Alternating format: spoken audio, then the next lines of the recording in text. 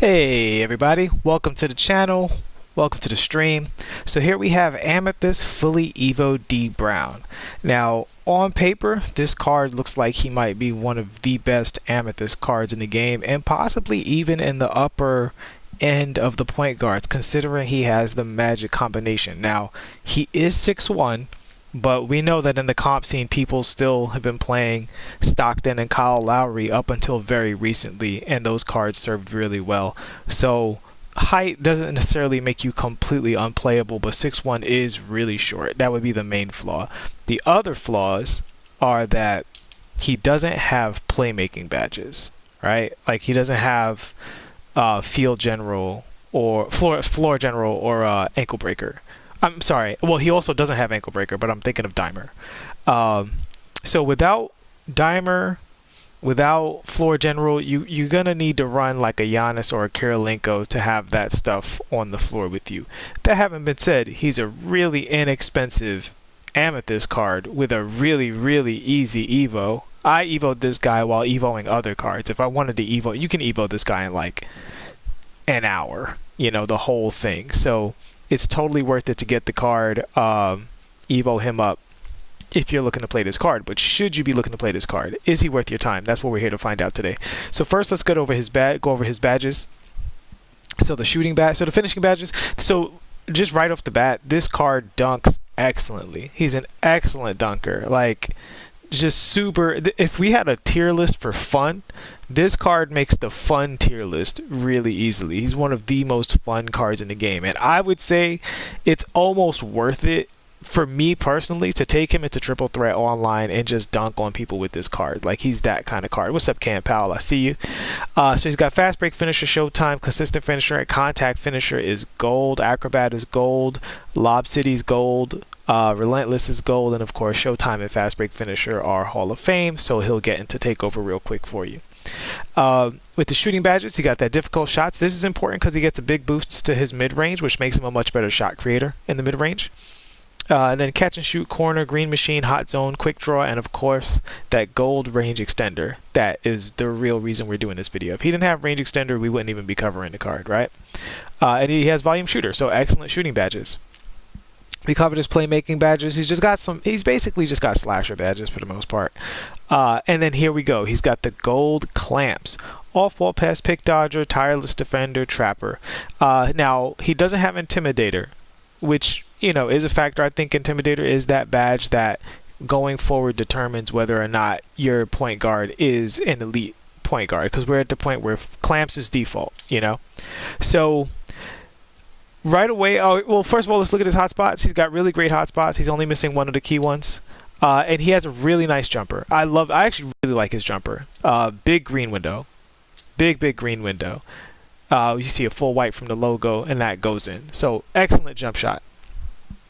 So I'm going to say right now, this is a good card, but there's something I got to warn you about with this card, and it's besides the height and the playmaking badges.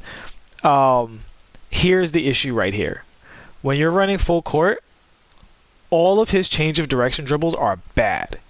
Like, so you see the between the legs, very slow. It slows him down significantly. I consider that an F tier between the legs. Behind the back, same thing, very slow. That's a good 10 frames of slowdown.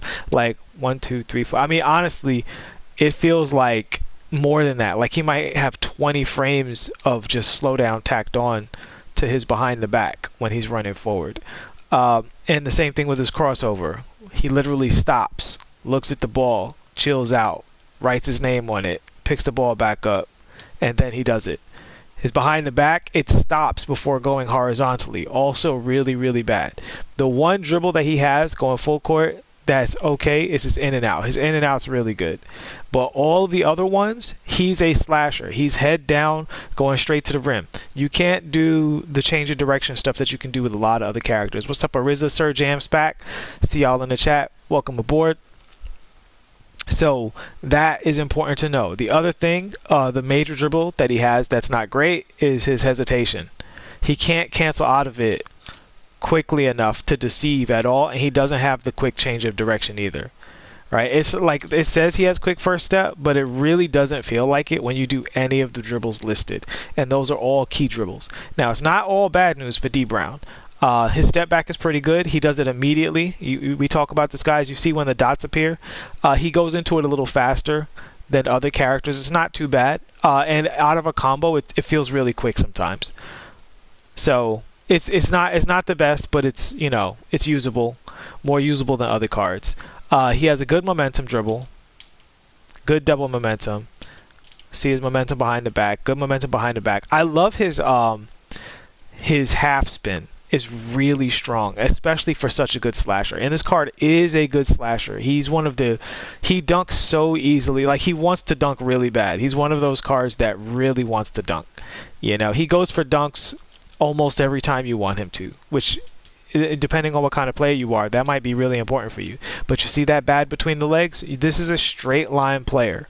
He is not a deceptive player at all. So you're either, you know, snatching back for the three, or you're going to the basket. That's what this card is about. He's not the fully versatile card that I hoped that he would be. He's not like a secret diamond, but he's 6'1". That's what I thought maybe we were getting. He's a good card, but he still has his flaws. And if somebody doesn't care that much about range extender, I could still see them running, you know, Chris Paul or Dennis Schroeder or somebody like that. Now, if you're running a non-clamps point guard, or even John Starks, if you're running a non-clamps point guard, he's way better than your non-clamps point guard. If you're just starting the game, or you're selling a bunch of cards because, you know, you're gathering up MT for like a Magic Johnson or something like that, or you're preparing, you know, for the next phase of like meta cards, this guy is a stopgap that you can take into most game modes, and you're going to score with him just fine. He's not going to be a great defender, but he'll, you know, hold his own a little bit with the clamps. But it's important to know that he is a more limited card than his badges and attributes would reflect, because out of all of the point guard animations, he's got a few key ones that are just not strong. Let's look at his leaner. So this is important. His leaners are really important because he's a fast character with Hall of Fame difficult shots. So this is another dimension you can use to score with this character. So like I said, I think you can get buckets with this character for sure. And I do think he's a good card. I don't know if I can call him the best Amethyst point guard, because in the flow of competing, those, for me, and this is subjective, I need you to have some form of change of direction dribble going into full court. It can't all be slow. You've got to give me one alternative, and he just doesn't have it, you know? Now, that having been said, unlike most other point guards, he's such a good dunker. Like, he dunks in traffic, on people, through people, around people. He has one of the best dunk packages in the game. Like, just, and it's hilarious watching him do it because he's so short. So I like the card. I'm going to keep one of these in my collection for fun, but I will be EVOing and selling a bunch of these as well, because I got a bunch of them in the Frostbite packs, and you know, it's just smart to do that. I'm not going to sell him un-EVO'd. He's too easy to EVO. He's fun to EVO. So yeah, that's pretty much it for this card. If there's anything you guys would like to see, throw it up in the chat and I'll do it. But that's the main breakdown. That's the main breakdown for this card. Excellent shooter. Great jump shot release, excellent dunker, excellent in the mid range with his floaters and his leaners and stuff like that. Well, I should just say his runners and his leaners are really good. Good straight line driver, and he does have a good momentum dribble, but his momentum behind the back, it's like okay, but there's a big pause there. It almost feels like the card doesn't have quick first step. He's almost like reverse Markelle Fultz, where Markelle Fultz, I swear to you guys, that card feels just as fast as any quick first step card to me. But D Brown, no matter what, there seems to be a little bit of just a delay if you try to play him like a ball handle style point guard. Now, if you play him like a slasher, he's really great. But if you play him like a dribbler who dribbles, he just doesn't quite feel right. And to just give a quick direct comparison, Who do we have? I don't really have much point guards on here. Um, say Jordan Clarkson, right? Because Jordan Clarkson is a fairly comparable card. This is another card you say, should you run this card? Now, he's not EVO'd yet, so we're not going to say that. But Jordan Clarkson just moves faster. Like, you know, he just wants to dribble. He wants to dribble and go to the basket, you know what I mean? He just moves out of his animations quicker. So, you know. So yeah, so that's the whole thing with D Brown.